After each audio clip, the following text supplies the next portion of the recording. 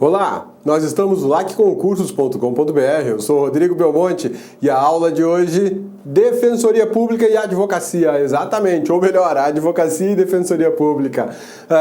Dois temas previstos na Constituição da República que tratam justamente da atividade do advogado. Ainda tem um terceiro tema, que é o que a gente viu na aula passada, que fala da Advocacia Pública, que é diferente da Advocacia, que é diferente da Defensoria Pública, e na aula de hoje a gente rebate essas diferenças. Vamos lá? Olha só, a aula de hoje fala sobre advocacia e defensoria pública, previsão de contexto constitucional, jurisprudência e questãozinha de prova. Vamos lá. Esse esqueminha aqui foi montado para te dar uma ideia muito nítida de que o advogado ele pode ter atuação tanto pública como privada. O advogado que tem atuação pública, o que a gente chama de advocacia pública, a gente tem aqui advocacia pública não, é o advogado público aqui, advocacia pública lá do procurador de estado. Aqui é o advogado público, que é o defensor público, aquele que atende as pessoas que não têm condições de contratar um advogado. E o advogado privado, esse é o advogado que tem sua banca, seu escritório, cobra para trabalhar, é o que a gente mais tem aí no mercado hoje. Esse esqueminha, portanto, ele serve basicamente para direcionar a aula de hoje, porque hoje a gente vê defensoria pública e vê a advocacia. E o que é a advocacia pública? É o que a gente viu na aula anterior. A advocacia pública é quando o Estado tem advogados para advogar para o Estado. A União tem advogados para advogar para a União, que é o que a gente chama de procurador do Estado, ou advogados da União, procuradores federais, tá? Não se confunde com o advogado público e nem com o advogado privado. Advogado privado é aquele que tem seu escritório, cobra para atuar em juízo, te auxiliar, te orientar. E o advogado público é o defensor público que trabalha na defensoria pública. Ambas as matérias estão previstas na Constituição da República. A advocacia, quando a gente fala do advogado, aquele que cobra para trabalhar, a Constituição Federal trata dessa atividade no artigo 133. O artigo 133 da Constituição da República de 1988 fala o seguinte sobre a profissão do advogado. O advogado é indispensável à administração da justiça, sendo inviolável por seus atos e manifestações no exercício da profissão, nos limites da lei. Olha que bacana o texto constitucional sobre os advogados. Fala que eles são indispensáveis. Isso é muito bacana, né? O advogado é indispensável para a promoção da justiça, para a administração da justiça. Não há justiça sem a presença do advogado. Esse é o discurso dos advogados em juízo. Eles sempre falam isso, que não há justiça sem a presença do advogado. E eles têm razão. Por que eles têm razão? É por intermédio deles, em razão dessa indispensabilidade, que uma pessoa consegue exercer o direito de ação e a outra pessoa consegue exercer o direito de defesa, o direito de contraditório, né?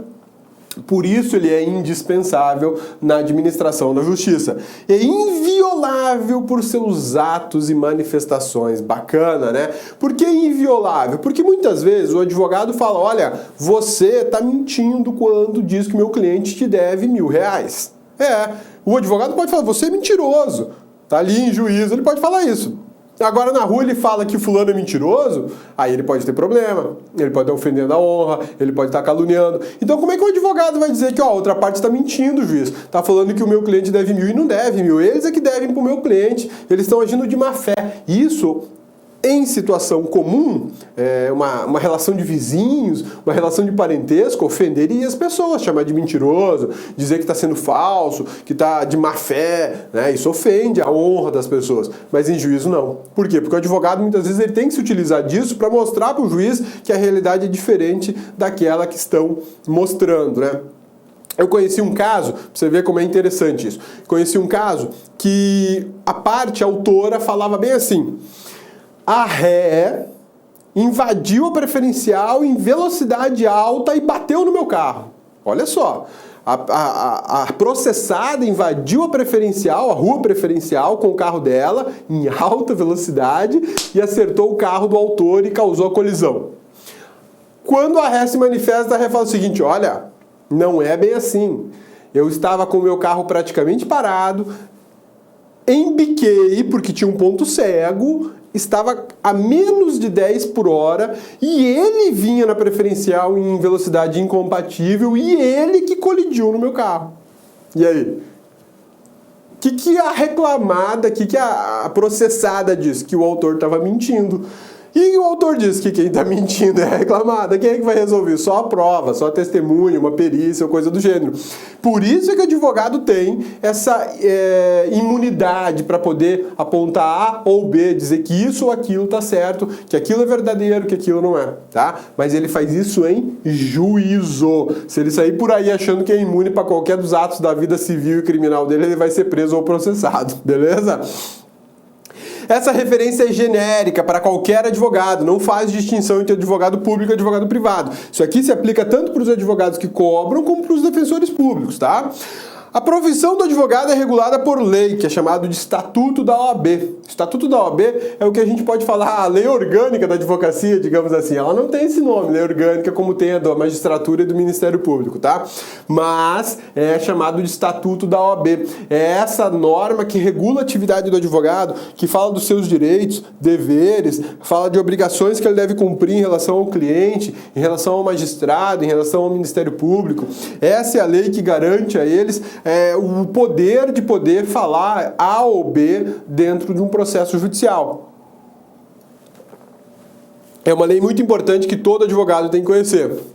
E aí eu fiz um lembrete aqui para a gente revisar um pouquinho da aula passada.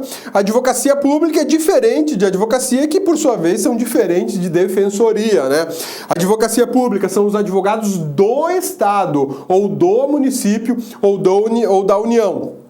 A gente tem aqui a figura do procurador da União, a figura do advogado da União, a figura do procurador federal, procuradores de estado e procuradores de município. A advocacia é o advogado, é o doutor que tem o escritório lá, que vai processar fulano para você, né? E a defensoria pública são os defensores públicos que atendem justamente aquelas pessoas que não têm condições de custear um advogado, né? Não têm condições de pagar um processo, e aí eles procuram a defensoria pública solicitando esse auxílio, essa orientação judicial e muitas vezes até jurídica, porque a defensoria pública pode fazer as duas coisas, assistência judiciária e assistência jurídica, e na aula de hoje a gente vê a diferença de uma e de outra, beleza? Vamos em frente então. Que mais que a gente preparou? Olha só, sobre a indispensabilidade do advogado, que é uma prerrogativa, é uma garantia da atuação do advogado, ele ser indispensável para a promoção, para a administração da justiça. Acontece que essa indispensabilidade não é absoluta, ela é relativa. Os advogados odeiam quando a gente fala isso, mas é real. A indispensabilidade não é absoluta, ela é relativa. Existem circunstâncias legais autorizadas pela Constituição que isentam a participação do advogado. O advogado não precisa participar de determinados processos. Olha só o que eu estou falando. Advogado não precisa participar de determinados processos. Não é que ele é proibido, ele é dispensado. Por quê? Porque em certas causas a complexidade é tão pequena que é desnecessária a presença do advogado. Olha aqui o que fala a legislação. Eu citei alguns exemplos para te mostrar que isso não é da coisa do cabeça. Lei 9.099, que é a lei que trata dos juizados especiais. E por favor, meu amigão, minha amigona, antes que vocês mandem para mim aqui o juizado de pequenas causas, tá? Não existem pequenas causas e nem juizados de pequenas causas. O que nós temos são juizados especiais para causas de até 40 salários mínimos de complexidade menor, tá? Complexidade jurídica menor, complexidade fática menor. Quando a gente fala pequena causa, dá a ideia de que a causa não vale nada, que é uma causa de menos importância. E toda causa judicial é importante, porque ela trata de um direito que diz respeito a você, diz respeito a mim, e eu e você temos importância, obviamente. Então, olha só, a Lei 9.099 diz pra gente o seguinte, que o advogado está dispensado de atuar em ações civis até 20 salários mínimos. Se eu quiser processar a companhia telefônica porque ela está me cobrando em duplicidade uma fatura telefônica de R$200, eu não preciso de advogado. Lógico que não vai precisar. Pô, duzentão, que advogado que vai advogar para ganhar alguma coisa em cima de duzentão? Talvez para ganhar uma indenização por danos morais, mas vai ser o quê? Uma indenização por danos morais por causa de duzentão? Talvez 500, talvez R$1.000. Advogado não vai entrar nessa barca, né? Talvez, se for teu amigo, ele até faça de graça, né? Mas caso contrário, ele vai cobrar mais do que vale isso. Você vai ter que gastar mais com advogado para ajuizar uma ação do que aquilo que estão te cobrando. Sai mais barato lá e pagar, né? Então, o que acontece aqui? Nessas ações até 20 salários mínimos, o advogado está dispensado, desde que elas sejam cíveis, porque nas criminais do juizado especial o advogado é indispensável. Código de Processo Penal trata do habeas corpus, tá? O Código de Processo Penal trata do habeas corpus. O habeas corpus não exige advogado. A presença do advogado no habeas corpus em primeiro grau é dispensável, é dispensável. Se houver recurso para o tribunal, se a ação de habeas corpus der origem a um recurso que vai para um tribunal ou para o STJ e até para o STF, aí sim o advogado é necessário, mas em primeiro grau não, é dispensável. E tem mais uma, olha só, súmula vinculante número 5 do Supremo Tribunal Federal. Súmula vinculante número 5 do Supremo Tribunal Federal, ela fala o seguinte: a falta de defesa técnica por advogado no processo administrativo disciplinar não ofende a Constituição. Ou seja, o advogado no processo administrativo disciplinar não é imprescindível. Esses 3 exemplos é só para te mostrar que essa indispensabilidade é relativa, ela não é absoluta, embora muitos advogados, quase que 99,9% deles, alegam que essa indispensabilidade é absoluta. Mas quem é que diz que não é? O Supremo Tribunal Federal. Quem é que diz que não é? A legislação que eu dei como exemplo aqui. E a doutrina fala a mesma coisa, beleza? Então vamos para frente. Olha só, aqui que a gente preparou mais aqui. A indispensabilidade do advogado garante a ele acesso às informações de um processo. Qual é a razão do advogado ser indispensável? A razão é ele quem promove a ampla defesa e o contraditório. Mas para promover a ampla defesa e o contraditório, é necessário conhecer um processo, conhecer um inquérito policial. Então, ao advogado, em razão da sua indispensabilidade, lhe é garantido acesso aos documentos já produzidos em inquérito policial ou processo judicial. Esses documentos já produzidos, as provas já concluídas, o advogado tem acesso. Aquelas provas que estão em produção, dependendo da prova, o advogado não vai ter acesso. Não, porque senão ele estraga tudo. Imagina só, eu tô com uma escuta telefônica aqui, que é uma prova, está sendo produzida a escuta telefônica. Aí o advogado toma conhecimento e quer ver antes da escuta telefônica terminar, ele vai falar o quê pro cliente dele? Troca de aparelho, só isso que ele vai falar. Troca de aparelho, não fala mais por esse, porque ele tem que defender o cliente dele, né? E aí a investigação vai por água abaixo. Então, concluídas as interceptações telefônicas, não tem mais o que fazer, beleza. Tá documentado, juntou no inquérito, advogado, pode olhar. Aí sim, porque aí eu não complico o trabalho da polícia, não estrago o trabalho de uma investigação policial. É injusto? Não, nem um pouco injusto. Por quê? Porque a polícia e a justiça e o Ministério Público trabalham em prol da sociedade e prevalece o interesse público nesse momento sobre o interesse privado. Isso é regra constitucional, não é o cabeça que está inventando moda, né? Olha só, garantia prevista em súmula vinculante. Súmula 14 do Supremo Tribunal fala, a súmula 14 do Supremo Tribunal Federal fala que é direito do defensor, no interesse do representado, ter acesso amplo aos elementos de prova que já documentados em procedimento investigatório realizado por órgão com competência de polícia judiciária digam respeito ao exercício do direito de defesa. Essa súmula aqui, que é muito bacana, por sinal, ela estabelece um marco divisor aí no acesso dos advogados aos documentos.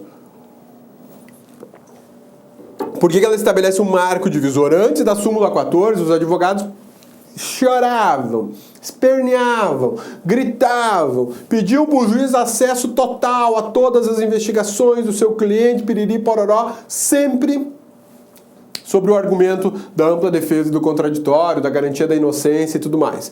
Eles têm certa razão, sim, porque afinal de contas o cliente está lá numa insegurança jurídica, estou sendo processado, não estou, vou ser investigado, não sou, vou ser preso, não vou, né? Ele precisa saber. Mas a súmula é muito clara.